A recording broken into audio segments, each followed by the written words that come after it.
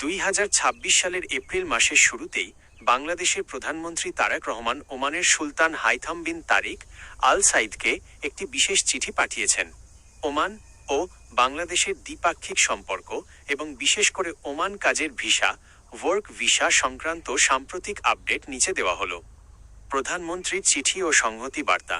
1 April 2026 তারিখে প্রধানমন্ত্রীর পররাষ্ট্র বিষয়ক উপদেষ্টা হুমায়ুন কবির মাসকাটে ওমানের পররাষ্ট্রমন্ত্রী শাহ ঈদ বদর আল বুসাইদির সাথে দেখা করেন এবং প্রধানমন্ত্রীর ব্যক্তিগত চিঠিটি হস্তান্তর করেন।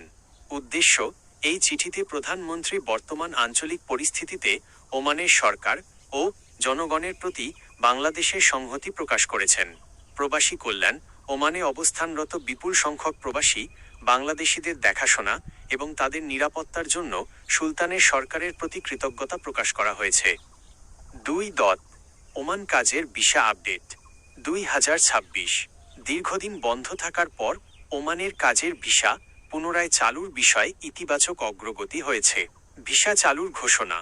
2026 সালের জানুয়ারি মাসের শেষ দিকে ওমানের শ্রমমন্ত্রী এবং বাংলাদেশের প্রবাসী কল্যাণ উপদেষ্টার মধ্যে বৈঠকের পর জানানো হয়েছে যে আগামী 2 মাসের মধ্যে অর্থাৎ 2026 সালের মার্চ এপ্রিল নাগাদ সাধারণ কর্মীদের জন্য কাজের ভিসা পর্যায়ক্রমে চালু হওয়ার কথা। নিয়মিতকরণ। ওমান সরকার বর্তমানে সেখানে অবস্থানরত অনথিভুক্ত যাদের কাগজ নেই বাংলাদেশি কর্মীদের কোনো জরিমানা ছাড়াই বৈধ হওয়ার সুযোগ দিচ্ছে। এই প্রক্রিয়াটি সম্পন্ন হওয়ার পরই নতুন করে সাধারণ কর্মী নেওয়া শুরু হবে। বিশেষ ক্যাটাগরিতে ছাড়।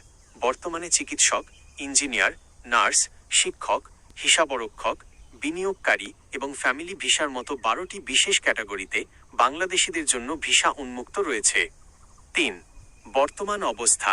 এপ্রিল 2026 সরকারের পক্ষ থেকে জানানো হয়েছে যে কারিগরি কারণে ওমানের শ্রম বাজারে যে সাময়িক স্থগিতাদেশ ছিল তা তুলে নেওয়ার প্রক্রিয়া প্রায় শেষ পর্যায়ে। প্রধানমন্ত্রী তারেক রহমানের সাম্প্রতিক এই কূটনৈতিক পদক্ষেপের ফলে সাধারণ কর্মীদের জন্য ভিসা পুনরায় চালু হওয়ার পথ আরও প্রশস্ত হবে বলে আশা করা হচ্ছে। সংক্ষিপ্ত টিপস। আপনি যদি ওমানে যাওয়ার পরিকল্পনা করেন তবে বর্তমানে আপনার পেশা যদি প্রফেশনাল যেমন ইঞ্জিনিয়ার বা দক্ষ কারিগর ক্যাটাগরিতে পড়ে তবে আপনি এখনই আবেদন করতে পারবেন। সাধারণ বা অদক্ষ কর্মীদের জন্য আরও কয়েক সপ্তাহ অপেক্ষা করা বুদ্ধিমানের কাজ হবে।